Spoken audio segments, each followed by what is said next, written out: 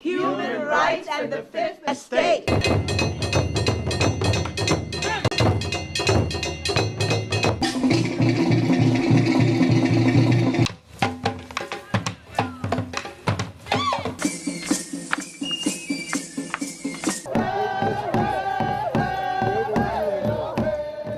Comunidad. Daraja.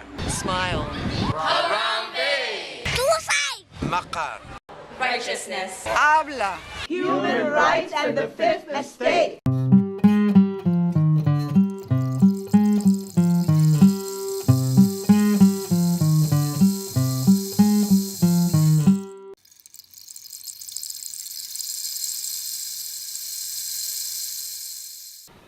The use of the word redskin is absolutely a human rights issue.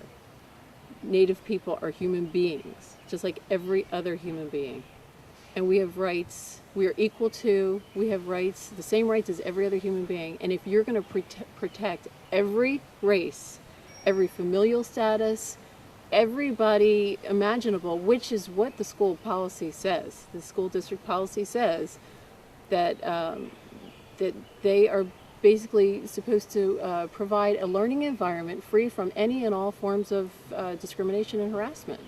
So it's a huge human rights issue. You can't have a public school that says, well, we're going to protect everybody except you. The word Redskin is meant to represent all their sports teams. There's, there's the logo. Out on the football field, there's a painting of that logo.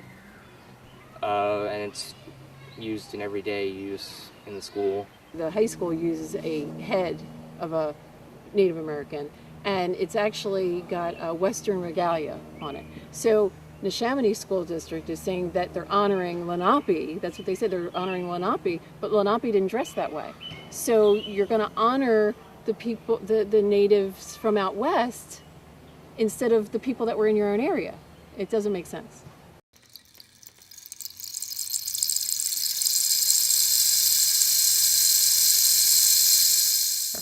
I saw it in the hallways, I saw it in the classrooms, the yearbook, just everywhere, and I was horrified. And especially in the locker bank is the school store, and in the window.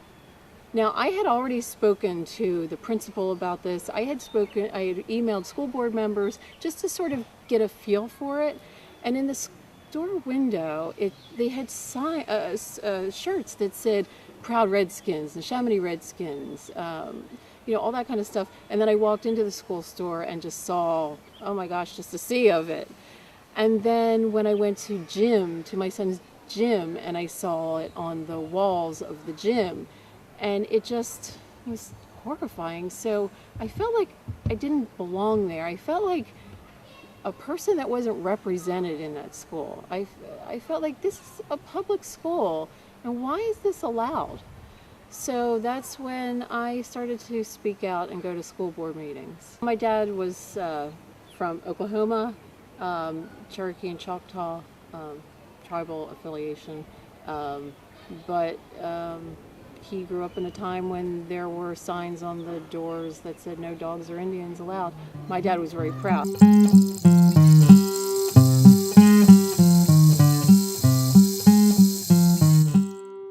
I got called names because back then in the 60s and 70s during the Vietnam War, and I had a Asian look about me, so I got called names because of that, because people hated anybody that looked Asian at that time during the Vietnam War. So I got called names for that. And then when I told them I was Native American and not a non-baby, which is what I got called, I got called half-breed, still got called chink, savage, redskin. I felt like a person that wasn't represented in that school. I felt like this is a public school, and why is this allowed? So that's when I started to speak out and go to school board meetings. I personally believe that the R word and the N word are on the same level. But because it is the mascot of the school, editors come together every year and will decide whether or not to use it in the paper. So at the beginning of this school year, the editors came together. There was 21, and they voted 14-7, myself included, to not use the word in the paper in any context. So on the sports page, you won't see the word Redskin. On the news section, you won't see it.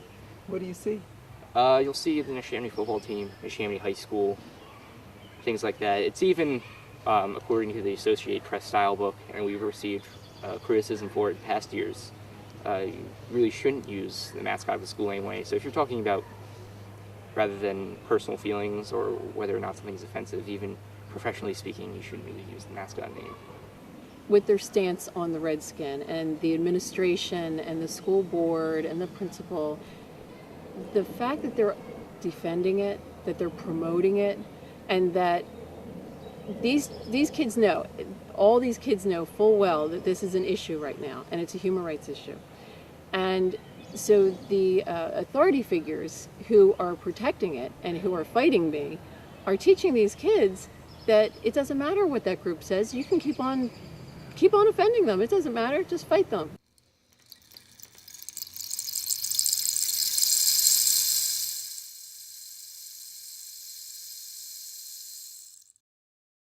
Very recently, we received a letter to the editor from school board member's son, who we planned on publishing the letter, his letter that he had submitted. But we had, instead of following our policy, we followed our policy and used just capital R with 7 dashes for the word Redskin, which was used 3 times in the entire letter to the editor. When you've got a school board member whose child writes a letter to say how proud he is of being a Redskin, that's a school board member who knows that it's wrong. Another point that was brought up in this was whether or not to publish the letter to the editor at all if it would use the R word, which we ended up doing. We ended up not publishing it, even though the administration had said we had to publish the letter to the editor in order to print. So again, our ability to control what to put in, if it has the N word in it or the R word in it, isn't apparently our decision, or what the school board and administration feels is our decision. People have the right to say whatever they want, but this is a public school. And so, of course, the Redskins, Washington Redskins football team, it's a private club, okay? You just don't go and buy the ticket if you don't like it, fine. But you have the right to go to school. Going to school and getting an education is your right. So if you have the right to attend that school, why should you then have to face a derogatory, offensive, degrading word every day in every aspect of that school? That's not fair. That's not protecting every student. It's bigoted. It's the meaning of the word bigot, because bigot is somebody who ignores even though they know that it's wrong. Personally, as a not even a Native American, I never knew my principal or some community members on the school board who come up and speak. I never knew they felt that way, and it's really changed my perspective. They felt so strongly about the word Redskin, but they felt so strongly about ostracizing a group of people. There are some students that have contacted me and through Facebook and private messaging, and they are on this side. They are on the side of doing away with that mascot, but the students are afraid. And these girls that are Native that that have contacted me, that I've talked to, their families were raised in New York on a reservation. So they know what that word is, and they've been called dirty Redskin. Neshaminy, or any word, like Play-Wiki, is an exploitation in a way, because you're using a culture, you're using a people. I mean, even a people that aren't even recognized, even respected enough to be recognized by the state of Pennsylvania. And then you're using them in whichever way you prefer to use them.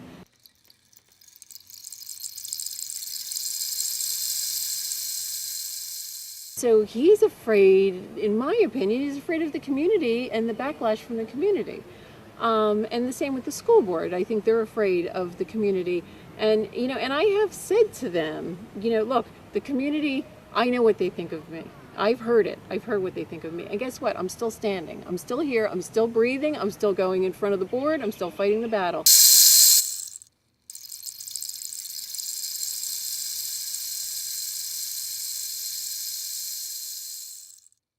Donna had contacted the Peace Center probably about a year or so ago because she was very concerned, very upset about the Neshaminy High School's, Neshaminy School District's refusal to take on this issue of looking at their mascot, looking at the name, the Redskins. But what was interesting at the same time, or shortly thereafter, the Washington Redskins issue was coming up.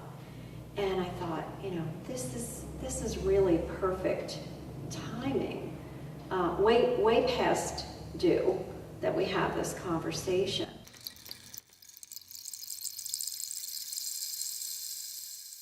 Let's look at the pain behind this issue and try to step into the shoes of what was it like for these tribes that lived in this area until Europeans arrived, until Europeans started dictating what they were to look like, act like, be like, and what some of the derogatory names that were called that we still seem to be okay with. And I think that this is sort of the last gasp for wanting to hold on to our patriarchal thinking, our insensitive thinking, and we don't need to feel shame. See, this is what happens, is we tend to feel shame when we know that somebody's in pain. And I think that's what we're seeing, is this defensiveness out of our shame. There's not enough Native Americans that we're surrounded by on a daily basis, especially here in Bucks County, to have that conversation with, to understand where they're coming from. And here's Donna Boyle. She steps up as one of the few Native Americans willing to say, this is hurting. This is hurting. And so why wouldn't we listen to that? I'm not sure I understand common sense versus our right to do something. So you get to start to heal. We all get to start to heal. When we wound another, we wound ourselves, and this is what we've not been able to see. Your own discrimination. That you can start then to have a heart-to-heart connection. And I think that's what's missing. I think we need to be able to dialogue about it. But what we don't know how to do is listen with compassion. We're always defending ourselves. Bearing witness to each other's pain in the small group is transformational. So I think that since we have people so set in their ways about the tradition of the Redskins, I think we need to have compassionate listening dialogues. They need to probably be on a regular basis. And I think when people see what they gain from it, how good they feel, that's going to start to shift things. That's going to start to transform things.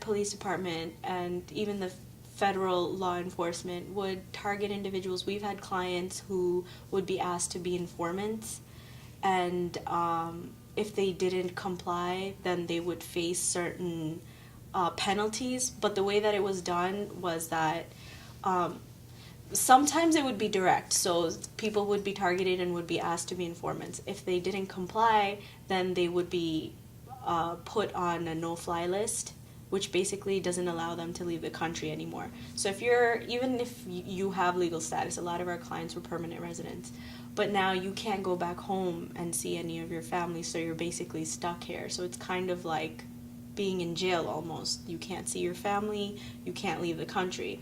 And there's basically no relief for that. Like the administrative measures to take yourself off the list,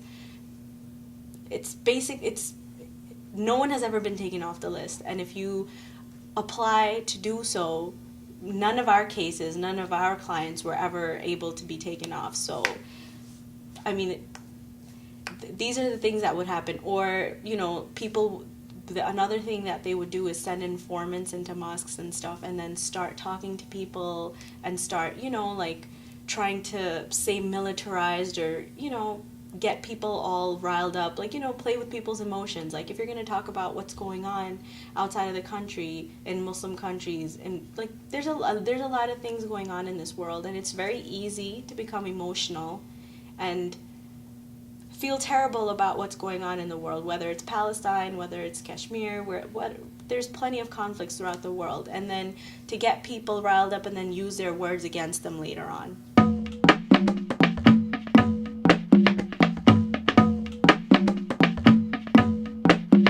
They would send people into restaurants, or especially into shops, into mosques in particular, and then start talking to people. So someone who would pretend to be Muslim, or someone maybe they were Muslim, but they were sent, a lot of times they were sent to just speak to people in general in mosques and get them, see who would be willing to kind of take the bait, so say certain things and see what other people in the mosque were saying. And then sometimes it would be, we should do something about this, and maybe throw a plan out there, throw an idea out there and see who'd take the bait. A lot of the cases that I had in my year were people being targeted by the feds or the New York Police Department to become informants, and then when they refused to, they would be placed on no-fly lists, and that's when they would come to us, because they would be threatened with taking away their permanent residency, or they would be threatened with not processing their naturalization applications. Applications would just sit there for years, and when we would contact USCIS, we wouldn't get a response as to why there was a delay. One client in particular was repeatedly asked by law enforcement to become an informant, and he had family back home, and he was applying for them to come here. He didn't even file it yet. He had been told that we know you're going to file it, and when you do, we're going to make it difficult for you. And you've already seen that we've put you on the no-fly list, and if you don't comply with our request to be an informant, then the next step is that we're not going to let your papers for your wife and kids go through. Yeah. And he was pursued, even in the bodega near his house. They asked about him, they asked his friends, his uncle about him. It got to the point where his own family didn't want to associate with him anymore for fear of being pursued by the NYPD themselves. They kind of felt like, well, you're already in trouble, you're going to get the rest of us in trouble too. So a lot of times, you're separated from your family who's back home, then your family that is over here, or your friends or cousins or uncles or whatever that are over here don't want to associate with you for fear that you are somehow going to ruin their lives. My clients didn't do anything that would warrant any sort of suspicion by law enforcement at all. As opposed to law enforcement doing the work of being the informant, it's easier to get people that are in the community. So if they want to get someone in particular and they think you have close enough ties to maybe do the job better, just because that's sufficient to try to pursue someone. And also if you're vulnerable, like for example you're poor, they can throw money at you, or if your immigration status is such that, or you have family, you're sponsoring family, if they have something on you that they think they can use as leverage, that's how you're targeted. I believe there was one case where the client agreed to do some stuff online. He was like, okay, well, I'm not going to go into a mosque and I'm not going to talk to anyone, but if you want me to do stuff online, like go to chat rooms or something, I'll do that. And but he only did it so that they would leave him alone in that particular moment, because I think they had him in their car and they wouldn't leave him alone. So he's like, okay, I'll agree to do that if you just let me go, if you leave me alone, and if you please just take me off the list. Like, he wanted to be off the no-fly list so that he could see his wife. So he agreed to do it. Later on, he did say, oh, no, I'm not doing it. And they were like, all right, well, you're never coming off that list.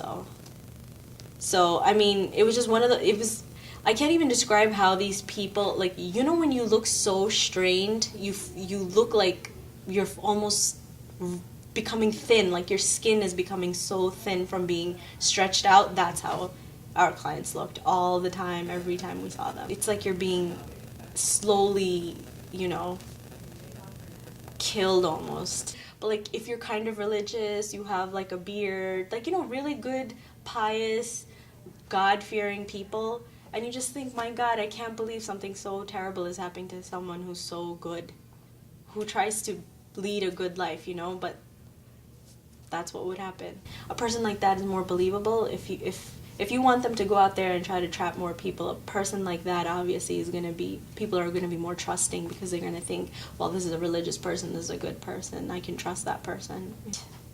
I mean, when I think about people that I've grown up in Queens, so even people like my childhood friends, I feel like a good amount of them have been faced with this sort of issue, been targeted by police. I know a couple of friends or their brothers actually who have been targeted by law enforcement and asked questions about, you know, other people. Oh, do you know such and such? You know, is he involved in anything? Like, you know, kind of terrorism related things. So I mean, if from just the demographic of people that I've grown up with, if I can, like, you know, pull a few names, I mean, it has to be a lot of people, you know. A lot. See, that's the thing within the Muslim community, especially South Asians and Arabs. You just think, well, I didn't do anything, so what's the big deal if I talk to them? Even if you didn't do anything, that doesn't mean that people can't put words inside your mouth. And because they haven't had as much of a history with law enforcement targeting them like that, they're not really savvy, they really don't know. So a lot of times people, even parents, will tell their kids, oh, go ahead, you didn't do anything, just talk to them, clear everything up so that we can get out of this mess. And things don't get cleared up. It just gets worse and worse and worse. So the best thing to do is not to speak to them, to seek a lawyer right away. That's the best thing to do. And sometimes you meet antagonism even within the community, because they're like, well, if we didn't do anything, why should we be afraid of anything? But they don't realize what's going on. There's a bigger machine pushing this, you know? Even if you didn't do anything, there's nothing wrong with being quiet and getting a lawyer.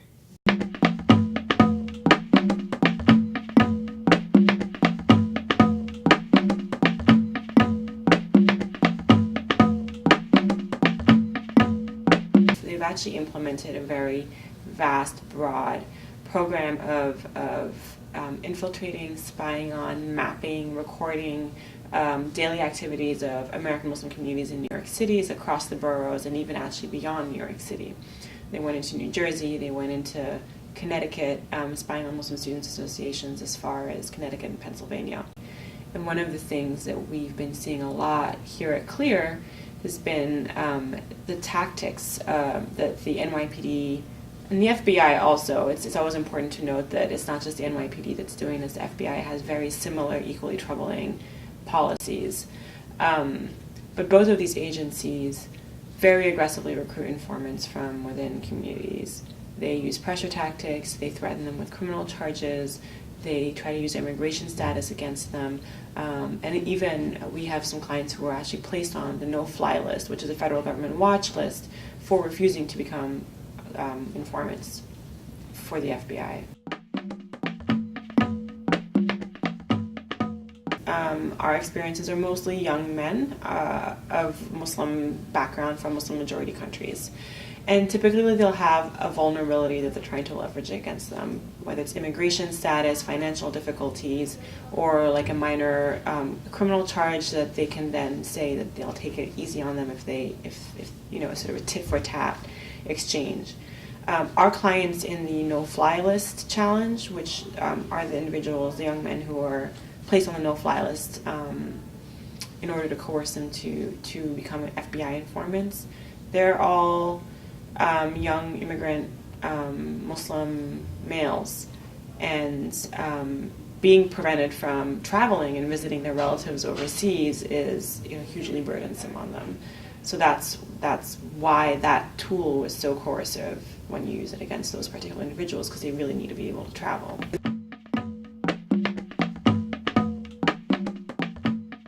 That's the first thing you want to ask, is if you're doing all of this at such a great cost, is it actually effective?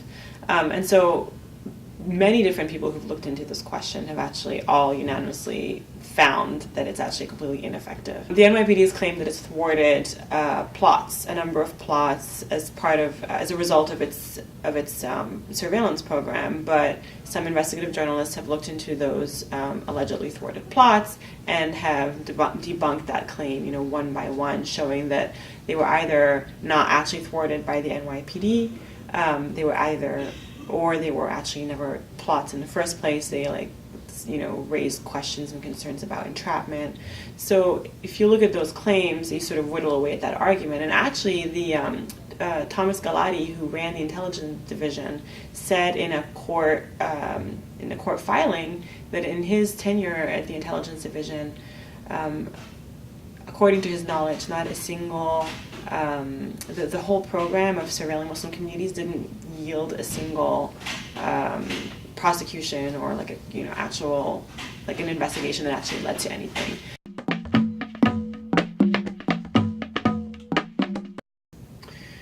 One of the things that's very difficult is that the communities that are being targeted oftentimes are themselves from immigrant communities, and they don't know that they can refuse to answer questions, or that they can say they'll answer their questions with an attorney there. And agents will use that fear and that ignorance of their rights to their advantage. We call them fishing expeditions. And generally, the moment a lawyer intervenes and steps in and puts in a call to those agents and lets them know that this person is represented, that's sort of the end of the story.